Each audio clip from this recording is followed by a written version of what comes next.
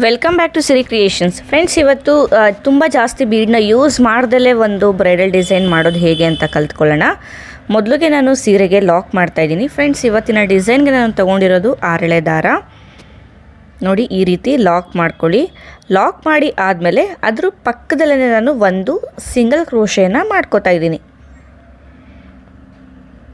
Single crochet ಆದಮೇಲೆ ನಾವಿವಾಗ 4 ಚೈನ್ಗಳನ್ನ ಹಾಕ್ಕೊಳ್ಳೋಣ. 1 2 3 4 ಚೈನ್ ಹಾಕ್ಕೊಂಡು ಈ ಥರ ನೋಡ್ಕೊಳ್ಳಿ, ಸ್ಟ್ರೈಟಾಗಿ 4 ಚೈನ್ ಎಲ್ಲಿಗೆ ಬರುತ್ತೆ ಅಂತ ಅಲ್ಲಿಗೆ ನಾವು ಸಿಂಗಲ್ ಕ್ರೋಶೆಯಿಂದ ಲಾಕ್ ಮಾಡ್ಕೊಳ್ಳೋಣ. ಲಾಕ್ ಮಾಡಿ ಆದಮೇಲೆ ಫಸ್ಟು ಚೆಕ್ ಮಾಡ್ಕೊಳ್ಳಿ, ಇನ್ ಕೇಸ್ ಸುಕ್ಕು ಬಂದಿದೆಯಾ ಅಥವಾ ಇಲ್ವಾ ಅಂತ ಹೇಳಿ. ಸುಕ್ಕು ಬಂದಿಲ್ಲ ಅಂತ ಅಂದರೆ ನೀವು ಹಾಗೆ ಕಂಟಿನ್ಯೂ ಮಾಡ್ಬೋದು. ಇವಾಗ ನಾನು ದಾರ ತೆಗೆದು ಒಂದು ಬೀಡನ್ನ ಹಾಕೋತಾ ಇದ್ದೀನಿ. ಇಲ್ಲಿ ನಾನು ಡೈಮಂಡ್ ಶೇಪಲ್ಲಿ ಬೀಡನ್ನ ತೊಗೊಂಡಿರೋದು. ಬೀಡನ್ನ ಹಾಕಿ ಬೀಡನ್ನ ನಾನು ಲಾಕ್ ಮಾಡ್ಕೋತೀನಿ. ಬೀಡನ್ನ ಲಾಕ್ ಮಾಡಿಕೊಂಡು ಆಮೇಲೆ ಇದನ್ನು ಸೀರೆಗೆ ಫಿಕ್ಸ್ ಮಾಡ್ಕೋತೀನಿ. ಫ್ರೆಂಡ್ಸ್, ನಾನು ಯೂಸ್ ಮಾಡೋ ಬೀಡ್ಸ್ ಆಗಲಿ, ಥ್ರೆಡ್ ಆಗಲಿ, ಮಟೀರಿಯಲ್ಸ್ ಆಗಲಿ ಎಲ್ಲಿ ಸಿಗುತ್ತೆ ಅನ್ನೋ ಇನ್ಫಾರ್ಮೇಷನ್ ನಾನು ಡಿಸ್ಕ್ರಿಪ್ಷನ್ ಬಾಕ್ಸಲ್ಲಿ ಕೊಟ್ಟಿದ್ದೀನಿ. ಒಂದು ಸತಿ ನೀವು ಚೆಕ್ ಮಾಡ್ಬೋದು.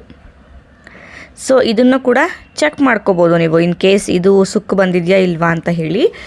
ಬೀಡ್ ಹಾಕಿ ಆದಮೇಲೆ ನಾನಿವಾಗ ಮತ್ತೆ ಚೈನ್ಗಳನ್ನ ಹಾಕೋತಾ ಇದ್ದೀನಿ. ಮತ್ತೆ 4 ಚೈನ್ ಹಾಕ್ಕೊಂಡು ಈ ರೀತಿ ಸ್ಟ್ರೈಟಾಗಿ ನೋಡಿ ಸಿಂಗಲ್ ಕ್ರೋಶೆಯಿಂದ ನಾನು ಲಾಕ್ ಮಾಡ್ತಾ ಇದ್ದೀನಿ. ಲಾಕ್ ಆದಮೇಲೆ ಮತ್ತೆ ದಾರ ತೆಗೆದು ಇನ್ನೂ ಒಂದು ಬೀಡನ್ನ ನಾನು ಹಾಕೋತಾ ಇದ್ದೀನಿ. ಸೊ ಇಲ್ಲಿ ನಿಮ್ಗೆ ಯಾವ ಥರ ಬೀಡ್ ಬೇಕೋ ಆ ಥರ ಬೀಡನ್ನ ಹಾಕೋಬೋದು. ಬಟ್ ನನಗೆ ಕಸ್ಟಮರ್ ಹೇಳಿದ್ದಂಥದ್ದು ಇದೇ ಬೀಡು, ಸೊ ಹಾಗಾಗಿ ನಾನು ಇದೇ ಬೀಡನ್ನ ಹಾಕ್ಕೊಂಡಿದ್ದೀನಿ. ಬೀಡನ್ನ ಲಾಕ್ ಮಾಡಿ ಆಮೇಲೆ ನಾನು ಸೀರೆಗೆ ಫಿಕ್ಸ್ ಮಾಡಿಕೊಂಡೆ. ಸೊ ಬೀಡ್ ಹಾಕಿ ಆದಮೇಲೆ ಮತ್ತೆ 4 ಚೈನ್ಗಳನ್ನ ಹಾಕೋಬೇಕು.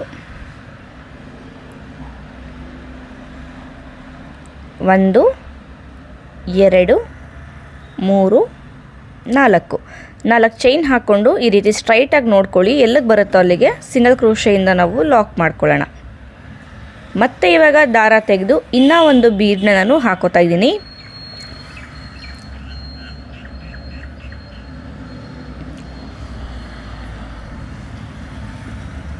ಬೀಡನ್ನ ಹಾಕಿ ಬೀಡನ್ನ ನಾವು ಲಾಕ್ ಮಾಡ್ಕೋಬೇಕು. ಬೀಡನ್ನ ಲಾಕ್ ಮಾಡೋದು ಕಂಪಲ್ಸರಿ. ಆಮೇಲೆ ಇದನ್ನು ಈ ರೀತಿ ಸ್ಟ್ರೈಟಾಗಿಟ್ಟು ಸೀರೆಗೆ ಲಾಕ್ ಮಾಡ್ಕೊಳ್ಳೋಣ. ಸೊ ಫ್ರೆಂಡ್ಸ್, ಇವತ್ತಿನ ಡಿಸೈನ್ದು ಬೇಸ್ ಲೈನು ಈ ರೀತಿ ಬರುತ್ತೆ. 4 ಚೈನು 1 ಬೀಡು, 4 ಚೈನ್ ಲಾಕ್ ಮಾಡಿಕೊಂಡು ಮತ್ತೆ ಒಂದು ಬೀಡ್ ಹಾಕಿ ಲಾಕ್ ಮಾಡ್ಕೋಬೇಕು. ನೋಡಿ, ಇದು ಇವತ್ತಿನ ಡಿಸೈನ್ದು ಬೇಸ್ ಲೈನು. 4 ಚೈನ್, ಬೀಡ್, ಹಾಗೆ 4 ಚೈನು ಮತ್ತು ಬೀಡು. ಫ್ರೆಂಡ್ಸ್, ಯಾರಿಗಾದರೂ ಸೀರೆ ಕುಚ್ಚು ಕಲಿಬೇಕು ಅನ್ನೋ ಇಂಟ್ರೆಸ್ಟ್ ಇದ್ದರೆ ನೋಡಿ, ಇಲ್ಲಿ ಡಿಸ್ಪ್ಲೇ ಆಗ್ತಾ ಇದಲ್ವ ನಂಬರು, ಇಲ್ಲಿಗೆ ನೀವು ನನ್ನ ಕಾಂಟ್ಯಾಕ್ಟ್ ಮಾಡ್ಬೋದು. ಆನ್ಲೈನ್ ಕ್ಲಾಸಸ್ಸು, ಆಫ್ಲೈನ್ ಕ್ಲಾಸಸ್ ಎರಡೂ ಕೂಡ ಇರುತ್ತೆ. ನಿಮ್ಗೆ ಯಾವ ರೀತಿ ಕ್ಲಾಸ್ ಬೇಕೋ ಆ ರೀತಿ ಕ್ಲಾಸ್ನ ನೀವು ಚೂಸ್ ಮಾಡ್ಕೋಬೋದು. ಮತ್ತೆ ಬೀಡನ್ನ ಹಾಕ್ಕೊಂಡು ಬೀಡನ್ನ ಲಾಕ್ ಮಾಡಿ ಆಮೇಲೆ ನಾನು ಸೀರೆಗೆ ಫಿಕ್ಸ್ ಮಾಡ್ಕೋತೀನಿ. ಬೀಡನ್ನ ಲಾಕ್ ಮಾಡಿಕೊಂಡು ಆಮೇಲೆ ನಾವು ಸೀರೆಗೆ ಫಿಕ್ಸ್ ಮಾಡ್ಕೊಳ್ಳೋಣ ಈ ರೀತಿ. ಸೊ ನಾನು ಆವಾಗಲೇ ಹೇಳ್ದಂಗೆ ಇವತ್ತಿನ ಡಿಸೈನ್ದು ಕಂಪ್ಲೀಟ್ ಬೇಸ್ ಲೈನು ಇದೇ ರೀತಿ ಬರುತ್ತೆ. 4 ಚೈನು ಬೀಡು, 4 ಚೈನು ಬೀಡು, ಇದೇ ಥರ ಸೀರೆ ಪೂರ್ತಿ ನಾವು ವರ್ಕ್ ಮಾಡ್ಕೊಳ್ಳೋಣ. ಫ್ರೆಂಡ್ಸ್, ಏನು ನೋಡ್ತಾ ಇದ್ದೀರಾ, ಫುಲ್ ಸೀರೆ ಮಾಡ್ಕೊಂಡಿದ್ದೀನಿ. ಇವಾಗ ನೆಕ್ಸ್ಟ್ ಲೇಯರ್ನ ವರ್ಕ್ ಮಾಡೋದಕ್ಕೆ ನಾನು ಸೇಮ್ ಕಲರ್ ದಾರನ ತೊಗೊಂಡಿದ್ದೀನಿ. ಸೇಮ್ ಕಲರ್ ದಾರ ತೊಗೊಂಡು ಮೊದಲಿಗೆ ನಾವು ಸೀರೆಗೆ ಎಲ್ಲಿಗೆ ಲಾಕ್ ಮಾಡಿದ್ವಿ ಅಲ್ವಾ, ಅದೇ ಪಾಯಿಂಟ್ಗೆ ನಾನು ಲಾಕ್ ಮಾಡ್ಕೋತಾ ಇದ್ದೀನಿ.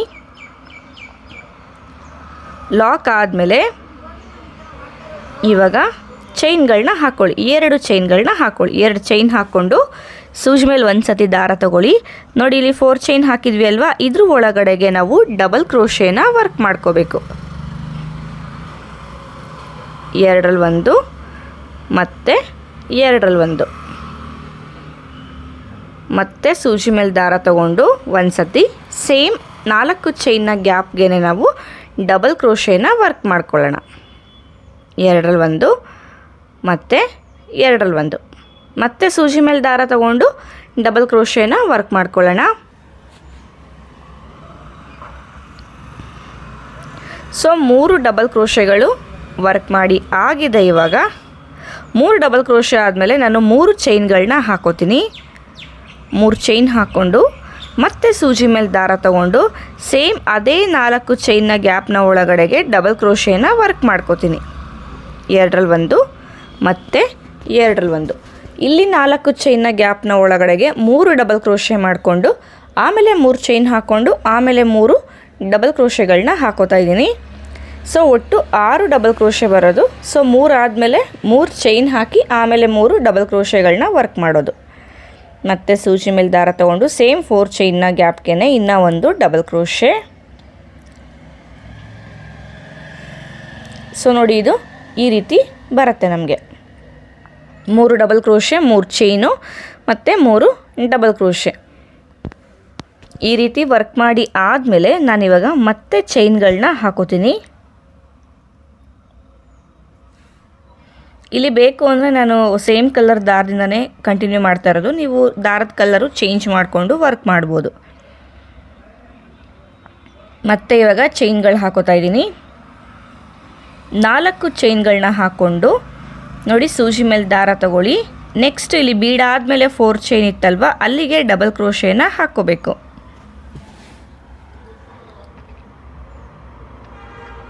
ಸೊ ಮತ್ತೆ ಅದೇ ಪಾಯಿಂಟ್ಗೆ ಇನ್ನೂ 2 ಡಬಲ್ ಕ್ರೋಶೆ. ಫಸ್ಟ್ 4 ಚೈನ್ ಗ್ಯಾಪ್ಗೆ ನಾವು ವರ್ಕ್ ಮಾಡಿದ್ವಿ ಅಲ್ವಾ, 3 double crochet, 3 chain, 3 double crochet. ಅದೇ ಥರ ವರ್ಕ್ ಮಾಡಬೇಕು. ಸೊ ಕಂಪ್ಲೀಟ್ ಎಲ್ಲೆಲ್ಲಿ 4 ಚೈನ್ನ ಗ್ಯಾಪ್ ಇದೆ ಅಲ್ವಾ, ಅಲ್ಲಲ್ಲೆಲ್ಲ ಇದೇ ಥರ ವರ್ಕ್ ಮಾಡ್ಕೋಬೇಕು. ನೋಡಿ, 3 ಡಬಲ್ ಕ್ರೋಶೆ ಆದಮೇಲೆ 3 ಚೈನ್ ಹಾಕ್ಕೊಂಡು ಮತ್ತೆ 3 ಡಬಲ್ ಕ್ರೋಶೆನ ಮಾಡ್ಕೋತಾ ಇದ್ದೀನಿ. ಸೇಮ್ ಅದೇ ನಮ್ಮ 4 ಚೈನ್ನ ಗ್ಯಾಪ್ಗೆ. ಸೊ ಇಲ್ಲಿ ನಾವು ಫೋಕಸ್ ಮಾಡಬೇಕಾಗಿರೋದು ಅಂದರೆ ಡಬಲ್ ಕ್ರೋಶೆ ಲೆಂತ್ ಮೇಲೆ ನಾವು ಫೋಕಸ್ ಮಾಡಬೇಕು. ತೀರಾ ಲೆಂತ್ ಮಾಡಿಕೊಂಡ್ರೆ ನಮಗೆ ಅಷ್ಟು ನೀಟಾಗಿ ಬರೋದಿಲ್ಲ. ಸೊ ನಾರ್ಮಲ್ ಲೆಂತ್ ಏನು ಬರುತ್ತೆ ಅಲ್ವಾ, ಅದೇ ಲೆಂತ್ನ ಮಾಡ್ಕೋಬೇಕು. ತೀರಾ ಲೆಂತ್ ಅಂದರೆ ಉದ್ದ ಮಾಡಿಕೊಂಡ್ರೆ ಲೂಸ್ ಥರ ಬರುತ್ತೆ. ಸೊ ಆ ರೀತಿ ವರ್ಕ್ ಮಾಡ್ಕೊಳ್ಳೋದಕ್ಕೆ ಹೋಗಬೇಡಿ. ನೋಡಿ, ಈ ರೀತಿ ಆದಮೇಲೆ ಮತ್ತೆ ಇಲ್ಲಿ ಬೀಡ್ನ ಮೇಲೆ ನಾವೇನು 4 ಚೈನ್ ಹಾಕಿದ್ವಿ ಅಲ್ವಾ, ಸೊ ಅದೇ ಥರ ಇಲ್ಲೂ ಕೂಡ 4 ಚೈನ್ ಹಾಕ್ಕೊಳ್ಳಿ. 1 2 3 4 ಚೈನ್ ಹಾಕ್ಕೊಂಡು ಸೂಜಿ ಮೇಲೆ ದಾರ ತಗೊಂಡು ನೆಕ್ಸ್ಟ್ 4 ಚೈನ್, ಬೀಡ್ ಆದಮೇಲೆ 4 ಚೈನ್ ಇತ್ತಲ್ವ, ಅಲ್ಲಿಗೆ ಇದೇ ಥರ ಸ್ಟಿಚಸ್ನ ವರ್ಕ್ ಮಾಡ್ಕೋಬೇಕು. ಸೊ ಗಮನ ಇಟ್ಕೊಳ್ಳಿ, 4 ಚೈನ್ನ ಗ್ಯಾಪ್ಗೆ 6 ಡಬಲ್ ಕ್ರೋಶೆ ಬರುತ್ತೆ. ಅದರಲ್ಲಿ 3 ಡಬಲ್ ಕ್ರೋಶೆ ಆದಮೇಲೆ 3 ಚೈನ್ ಹಾಕಿ ಆಮೇಲೆ 3 ಡಬಲ್ ಕ್ರೋಶೆಗಳನ್ನ ವರ್ಕ್ ಮಾಡೋದು. ಸೊ 3 ಡಬಲ್ ಕ್ರೋಶೆ ಆದಮೇಲೆ 3 ಚೈನು ಮತ್ತು 3 ಡಬಲ್ ಕ್ರೋಶೆ.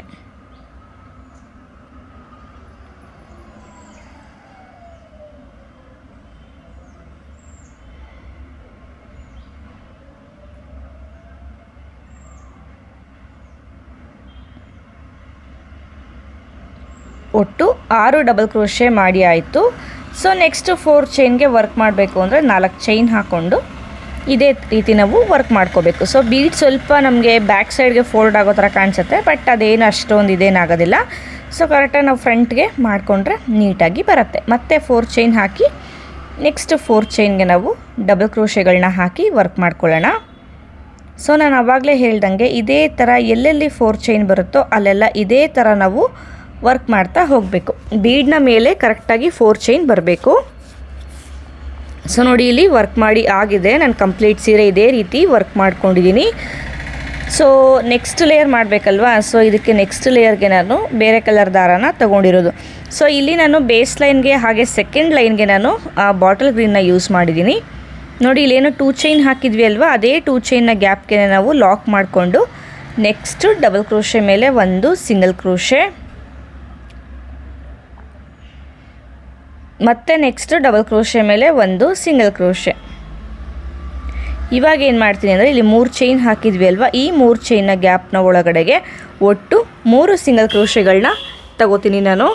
ಸೊ ಇಲ್ಲಿ ಸ್ಟಾರ್ಟಿಂಗಲ್ಲಿ ಮಾತ್ರ ಈ ರೀತಿ ವರ್ಕ್ ಮಾಡ್ಕೊಂಡಿರೋ ಅಂಥದ್ದು ಕರೆಕ್ಟಾಗಿ ಇಲ್ಲಿ 3 ಚೈನ್ ಹತ್ರ ದಾರ ಬರೋವರೆಗೂ.